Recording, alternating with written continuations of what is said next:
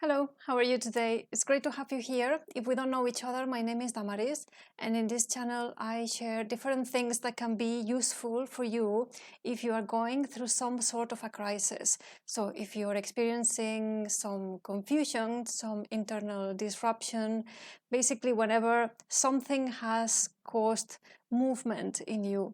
So if that's where you're at in life right now, welcome. And let's get started. Today, I want to talk about decisions that we make during a period of crisis and the ones that we make after, and what's the difference between them. One of the biggest changes that I've experienced recently is realizing how decisions land, how do they feel now compared to how they felt when I was in the middle of that period of crisis. And I realized this because just recently I started a business and I have lots of decisions to make that might be insignificant, like what color the logo is going to be. But I realized that through all these decisions that I'm having to make, I'm actually enjoying them. And I thought, well, that's interesting, that's different, because not long ago, decisions felt very different. Decisions were not enjoyable, actually made me angry. And it's almost like I had forgotten what it's like to make decisions from a different place, decisions that create a different state. So let's talk a bit more about that difference, that decisions in the middle of a crisis and post-crisis. So I'm going to talk about what it was like for me. And before, when I was going through this period of chaos, of confusion, I was also at the same time going through a home renovation, quite a big one. And one of the things that, as you know, probably if you've been in that situation, is that there are lots of things to choose, there are lots of decisions to make.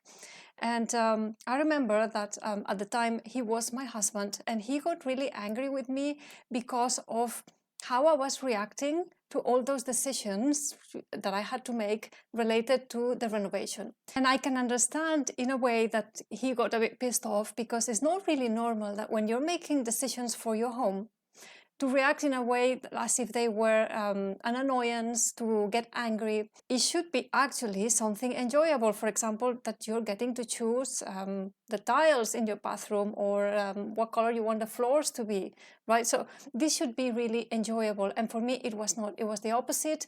Every single decision related to that renovation, it felt like the tallest mountain that I did not want to climb.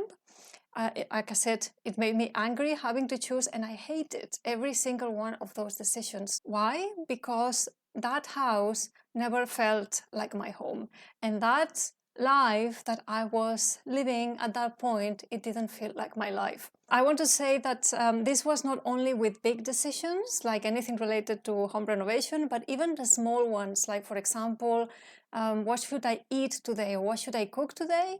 They created the same type of reaction, the reactiveness, the anger, the resistance, basically. And what happens is that crisis time decisions feel like demands.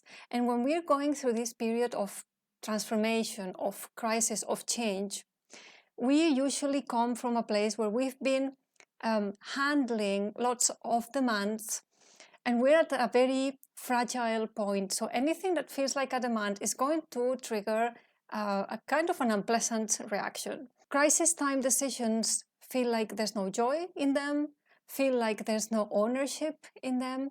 And I remember asking myself, but why do I have to make this decision? Why do I have to choose this? As if it had nothing to do with me. And this is all related to the concept of ownership, which I will pick up on a bit later. But I want to give you the contrast. So this was the before and then the after. So how do decisions feel once you start coming out of that process of crisis? So for me, what happens is that that house that we were renovating eventually got sold. Eventually, we separated from my husband, and now I live alone.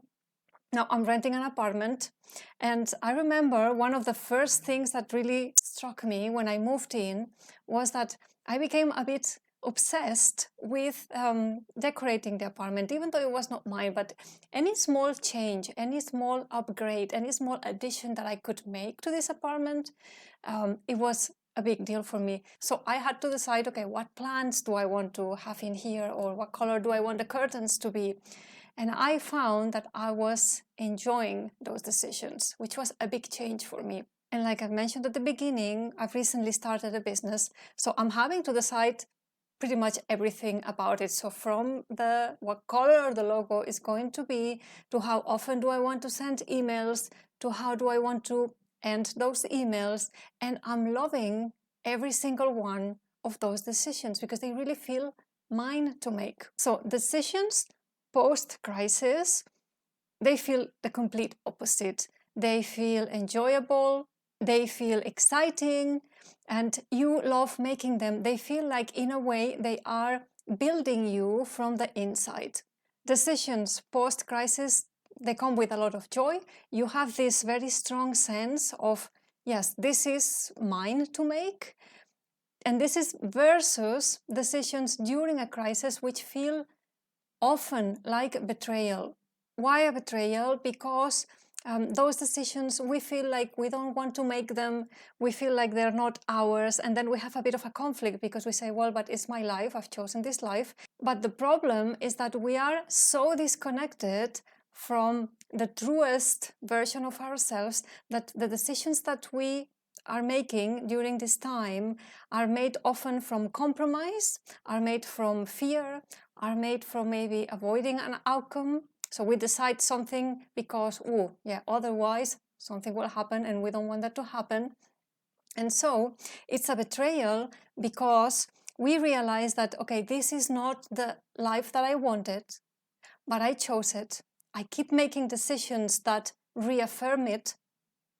And now I'm finding myself in a situation in which I really don't know how to get out of this without creating an extraordinarily loud mess.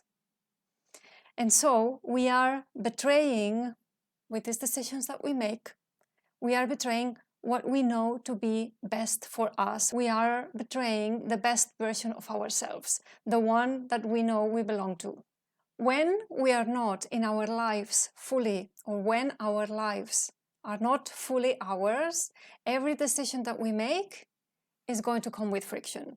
But the opposite is also true, that when you start taking more steps into you, when you start taking steps into more of you, then every decision is going to come with a sense of encouragement, is going to feel like a settlement, is going to feel like it's building you up from the inside, is reinforcing you from the inside. Why is decision making so hard when we are going through a personal crisis?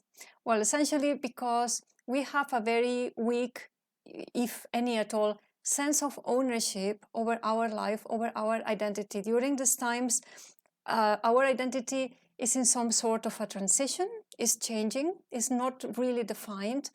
And so we are trying to make decisions from this middle place. We know that this version of us that we are is not 100% where we want to be. It's not 100% who we want to be, but at the same time, we can't really connect 100% with the other version, the future version. So we're somewhere in the middle, and from this middle place, we're trying to make decisions. So this is going to cause a lot of decision fatigue because we don't have clear references for these decisions. Also, during a crisis, this can be hard because we make a lot of what I call compliance decisions. And these are those decisions that we make to keep the peace, to keep a sense of control. And this is understandable because during a crisis, you have this feeling that things are disintegrating around you. So you will do whatever it takes to keep a bit of of some things under control.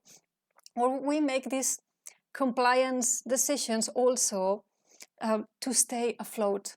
So it's not that we are bad at making decisions, and please remember this because sometimes I catch myself even now having to make a decision in a specific area of my life and then thinking, but you know, in the past, you really messed up when you make decisions in that area.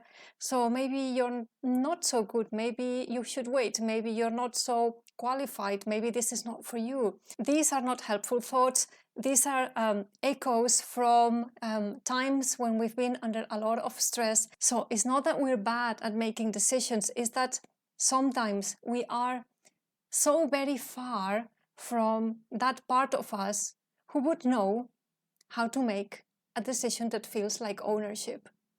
However, that part of us exists, that part of us is in us. It's just a matter of the distance that we have from that part. And so, if the story of your life doesn't feel like yours, then every page you write is going to be full of tension, is going to be full of friction, and you're going to be making decisions, but at the same time, you will have this very strong desire to escape them. When we feel that our life doesn't really and truly belong to us, every decision is a reminder of that, and it makes us angry, and it's understandable because we're being reminded of this lack of ownership over something so important. It's almost like every decision reminds you that this is not you, this is not for you, and this is not where you want to be. Now, if you're in that situation, I want to give you a couple of reminders that were very helpful for me at the time and even now. The first one is that you don't need to be out of a crisis to start making decisions that come with a sense of ownership. It's actually the opposite.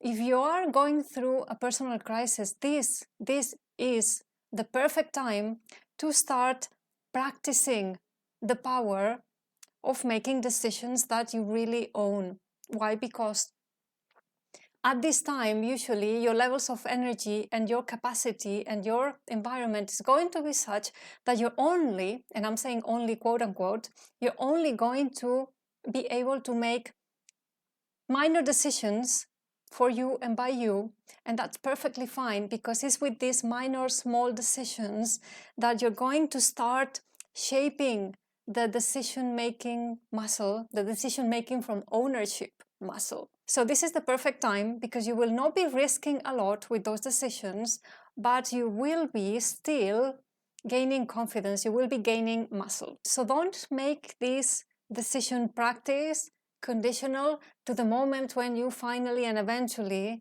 get out of this crisis and get some clarity. You don't need to have 100% clarity to make decisions that feel like your own. Actually, how it works is like this. When you start deciding what belongs, life starts belonging again. And when life starts belonging again, you start increasing the level of ownership and the level of impact that your decisions can cause. And the other thing I wanted to remind you of is that not every decision that you make has to be right, but it has to be done from the right place, which is a place of ownership. If you're going through some sort of a crisis or internal chaos, disruption, I want to end this video with an exercise that you can do. It's a written exercise, and this is going to help you identify some patterns in your decision making so far, especially any decisions that you've made during this very confusing time of crisis. So the exercise is, it goes like this. You think of 3 decisions that you've made while going through this crisis, through this disruption, 3 decisions that you made that they didn't feel really yours, and you will know which ones they are. And for each one of these decisions, you answer the following questions. The first one is, who or what was I protecting when I made that decision that didn't feel fully mine? Second question is, what was I hoping to avoid with that decision that didn't feel truly mine? Third question is, what part of me didn't have a say or didn't have a voice, or what part of me did I put on mute or silenced when I made that decision? And the fourth question is, what would that part of me that I silenced, what would that part have chosen if it had had decision-making power? Okay, so you do that for each one of those 3 decisions, and you will start seeing some connections. You will start seeing some patterns. I would love to know what comes up in the answers for you. You can leave me a comment here in the comment section. You can send me a message on Instagram. I'll put my handle here. And I want to end this video with a reminder. If you're interested in finding more about your patterns, including the patterns that shape your decisions during a crisis, I have a masterclass that I gave last week, and that you can still catch the replay. I'm going to put the link to the replay also in the description box below. And this is going to be a very eye-opening introduction to some archetypes that are calling the shots, behind the curtain as you go through a crisis. Some archetypes that are driving certain types of decisions, certain types of ideas, certain types of behaviors, certain types of actions. Okay, so if you're interested, the link to the free masterclass is in the description box, and I'm going to leave it at that for today. Until next time, take care. Bye-bye.